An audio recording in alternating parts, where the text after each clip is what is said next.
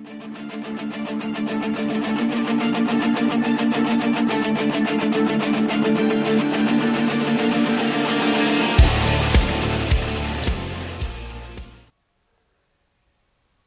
welcome to our Full Spectrum Defense Talk Day. Today I'm joined again with my friend Matt Cowles. Today's topic is going to be on fear management and just fear itself, and also false training pretenses or techniques and stuff that you might learn that you might think work that may not work, and we're going to go into that whole topic and kind of discuss that as well. All right, so sit back, enjoy, and we'll see you when the talk's done. Thank you. Okay, so I'd like to welcome you to today's episode. Again, I'm joined with my friend Matt Cowles. We're going to do a discussion today and talk about all things martial art related. And today we're going to talk about fear management and what did I say that was again, Matt? Skills that were false training pretenses and fear management. Yeah, the things that were taught to you that you thought might work and they may not work, and some bad things can become of that. So. Just Matt, give yourself a brief background on your training again. Just so. Well, I'm retiring out of the military. I was working close protection for 10 or 11 years with the infantry as well, and the military police. With the military police, I'm a use of force instructor and teach close protection. Before that, and when I met you, I was getting into boxing, kickboxing, Muay Thai, with somewhere around 20 years of experience in that, with a lot of fights and a lot of couple amateur fights, a couple pro fights before I joined the forces back in 2003. So yeah, fear management is an easy topic to discuss. I figured, I bring it up because it's an important topic because fear can control kind of how outcomes become if you let the fear control you. I was watching a seminar with Tony Blauer the other day, and it was and it was really good. Like I really like his stuff. He makes a lot of sense when he speaks, but I thought it'd be a good topic for us to talk about because I know that you have probably a bunch of firsthand experience with fear management and the things that you've done in the past, and then I can add some stuff in as well. So the first thing that pops in my head is when I was a kid, when I had my amateur fights, I was so nervous that I would feel faint and like want to throw up before exiting to go to the ring. And I assumed that the more fights I had, the easier the fear would get. So it'd be fun because I was so nervous. But then what ended up happening, it didn't get easier. It got a little bit. The better I got and the more fights I had, the better the competition got. So I was always scared because the people I got were going up in caliber as well. So it never got easier. I was scared every time. So that was one of the concepts I tried to do to myself to make myself better at competing and being with fear, was to get more of it. But that being said, fear is all in your head, and they say that you should move towards it in order to help solve it. But I believe that's a true statement, that fear mostly is mental. Yes. And then trying to fight over the mental conditioning of. To add to that, they have a lot of studies and a lot of training towards this. It's called the Cooper's Color Code. I think I mentioned it to you a couple of years ago, but it's a heart rate versus mental fog. Okay. So if your heart rate goes over 180 beats a minute, in the military we call that going into the black. We are no longer thinking; you're just reacting. Okay. Which comes back to martial arts and Hick's law. Like you're aware of this too, where boxing has 4 punches, thousands of combos with basically 4 punches. Right. So if you spend 10 years practicing 4 punches, even if you're scared with your eyes closed, you're going to throw something you've done 1,000 times. You agree with that? Yeah. But like with my experience with Wing Chun and some complex martial arts, because I haven't done it it's complicated, and then it's hard to put a complicated movement added to the fact that your heart rate is so high because you're scared. Right. That's why simple stupid is a saying that you've heard before, that you have to keep things basic in order to be utilized, or you have to rep it out thousands and thousands and thousands of times. So regardless of how complicated it is, it's the first thing your brain will go to under extreme stress. Right. Which is why in the military we use weapon drills, and they keep the drills extremely basic. And in that way, if you're scared and or sleep deprived, you're still able to function, which most of the population doesn't do that. And most of the population doesn't train under stress, which is why sparring exists. and things along those lines is to in order to push yourself further out, being mentally duress, which I don't know what your opinion if that is for how complicated things can be. I think that I've always believed in the principles of keeping it simple to understand how things work. But then, for the few times I've been under stress to do things, that it is the simple things that come to mind and work. It's never been anything complicated, right? Because it's just too much for the brain to take on at that time. And then for from the fear part of it, I don't have the same background for the training for you do. But when I think of like grittings or anything that I've had to do where there's been contact involved or the unknown, right? For sure, that is always a fear thing for me that I have to kind of overcome. And the same idea. It never really got easier because you think, oh, you're great for your next belt or whatever. The next one should be easier, but it never was because the expectations were also always higher, right? So in that context, I guess it's kind of the same. But I think too for us when we're competing in anything like is not being prepared amplifies the fear management as well. Oh, especially if you choose to do it.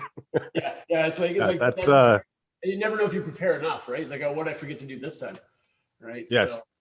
So, and then you look at other simple based fear things like being afraid of the dark or a fear of heights or stuff like that. I mean that's definitely all the stuff in your mind that you can overcome that stuff, and basically, like you said, you got to kind of face it head on, and then let your brain process it. And sometimes it takes a while for it to process. So to add to what you just said too, in the combat, they call fear management with breathing, combat breathing. I know it has different names. In the Canadian Forces, we call it combat breathing, where you breathe in for 4 seconds, hold and breathe out for 4 seconds. And what the intent is to reduce your heart rate and bring it back to a reasonable level that your brain's able to function. If your heart rate goes over 180 beats a minute that we discussed, you end up having tunnel vision. So you can't hear, you lose your hearing, and then you have block visions. To add to that, at all the fights I had, I was so scared that I don't remember them. Right. But I do remember in between rounds when my breathing, and I remember some of the conversations I had with my corner. But what at that time now, for discussing it, it's because I'm resting, breathing, and talking, and my heart rate's coming back down. Right. I'm able to carry on a conversation. I remember some of those conversations, but I don't remember what I was doing for the 3 minutes in the fight itself. It was just too fast. It was too extreme. I was no longer thinking. Right. Which is an interesting. Sorry. Yeah, I think the fear thing too along that line is that it can cause different kinds of stresses and anxieties in the body too, right? Which also complicate things even more. And then if you can keep all that stuff in check, obviously you'll be able to control what's going on much easier. But sometimes it's just not as possible to keep things in check. You gotta kind of run with it. So and I think over time maybe things get easier, but not so much all the time. So I don't know if you agree, but the champions of the world, like the Anderson Silva and Conor McGregor's, they didn't look nervous. They seem like they're, if even it's an extreme game face, or maybe they're not nervous. But I think the reason why they're champions is because they're at a high end performance, but they're not keeping their heart rate doesn't go over what we call going into the black. They're in the red. They're being athletic, physical, and still being able to think. And that's what I feel a lot of champions in extreme sports are able to still do. Right. Where a lot of people keep it in check so that their brain works like it should, and they're able to push through what they're doing. Yeah, no, I totally agree with that statement actually. So yeah, and that's an observation I had. And then in Afghanistan or being in conflicts, I went into the black and I don't remember what really happened. So then I ended up putting it back in my mind, replaying it. I don't know if it's accurate or not. I have a friend that was hit by a bomb, and years later he's on TV talking about his experiences, and he believed that he woke up, grabbed a rifle, and fought the Taliban. Right. He was unconscious the whole time, or semi-conscious. Okay. So he believes it, but that's not what happened. Right. Because he was semi-conscious, and I don't think he's lying. I think that he believes the situation. Sure. Yeah. Right. And that's the memory coming back from being scared of the conflict happening so fast. Right. Wow. That you play it back in your head, or even the video that I didn't want to watch that we shared together when with the shoveling the snow. Yeah. What's the first thing the father did when he got shot? He ran away. ran away, and then his wife got shot, and he wasn't there to help her. I mean, you No. don't train for that. That's your instinct. Yeah, right. Exactly. Mhm. It's like just that fight or flight, right? And most people have the flight, like just get away from it, right? I do have one story.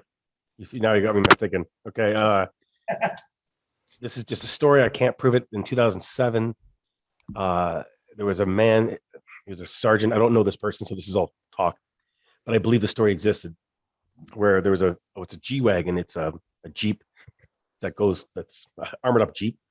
So there was 4 people in the Jeep, and then they got hit with the conflict. So they got out and they wanted to engage the enemy. So the four Canadian troops got into a line to engage something on their flank. Well, the sergeant got back into the driver's seat and drove away, leaving his three guys behind. Wow. So he fled. That would be fear. He's their leader. He gets overwhelmed by events. They disengage to do what their training says to do, but he doesn't follow it. He just drives away. He got, as far as I know, that person got fired and removed out of the military. And I don't know if it's his fault completely, because nobody knows how they're going to react in a situation like that until you really do it. Yeah, that's very true. Yep. Yeah. Wow. So, and I don't know the solution to getting better at fear management other than being prepared. And I think that's what it comes to. Be as prepared as you can be, and then fill in the gaps after that if it didn't work out the way it was supposed to. Take a look and do the assessment afterwards, right? And just keep training and keep. I don't know. There's probably no easy answer. I mean, it sounds easy. It's like, oh, I can deal with that. But then when people get into those situations, I mean, watch the responses and reactions. It's never easy, right? When violent situations happen, they kind of happen fast. It's not kind of slow and methodical, right? So you're either going to be ready to respond or you're not. Tony Blair's system is based off all fear techniques, using the flinch. It is, yeah, the startle, flinch, everything. Like I really like it. It makes a lot of sense, right? So yeah, I like that system. I like his ideas a lot. I watch a lot of things on him. Yeah, no, he's definitely got it all dialed in, that's for sure. So it kind of brings us into our next topic, which was the learning stuff that isn't going to help us in the event of something bad happening. So the skill sets that look awesome, or being taught under false pretense of saying good. So I hope you're enjoying today's topic. Today we're going to split this up into 2 different segments. So you have to wait for the second half, and I can guarantee you it'll be just as good as the first half was. So thank you, and hope you're enjoying what you're hearing so far.